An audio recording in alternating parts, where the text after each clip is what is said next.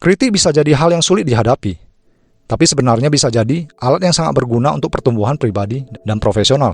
Di video ini, ada 7 cara efektif buat mengubah kritik menjadi kekuatan dan memanfaatkannya untuk berkembang. Terima kritik dengan pikiran terbuka. Langkah pertama untuk mengatasi kritik adalah dengan menerima kritik tersebut dengan pikiran terbuka. Jangan langsung defensif atau menolak pendapat orang lain.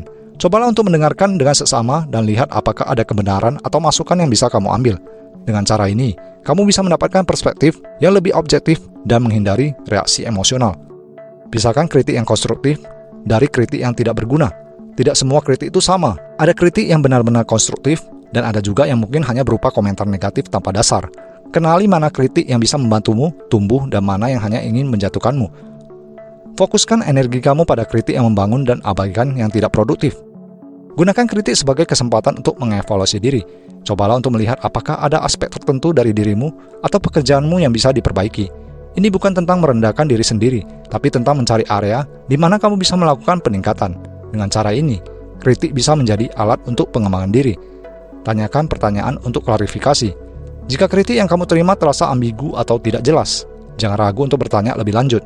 Tanyakan pertanyaan untuk mendapatkan penjelasan yang lebih detail tentang apa yang dimaksud. Klarifikasi ini bisa membantumu memahami kritik dengan lebih baik dan mendapatkan insight yang lebih spesifik tentang bagaimana cara memperbaiki diri.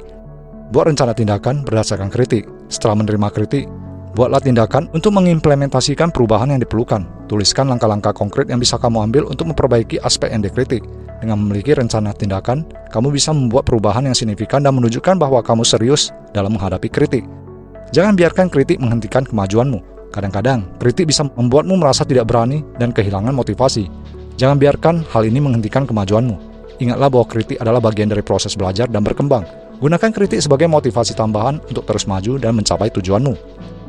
Berlatih mengatasi kritik dengan tenang. Latihan mengatasi kritik dengan tenang dan profesional bisa membantumu dalam jangka panjang. Cobalah untuk berlatih merespon kritik dengan cara yang konstruktif dan tidak emosional. Ini bisa melibatkan role playing atau berbicara dengan mentor tentang cara-cara terbaik untuk mengatasi kritik.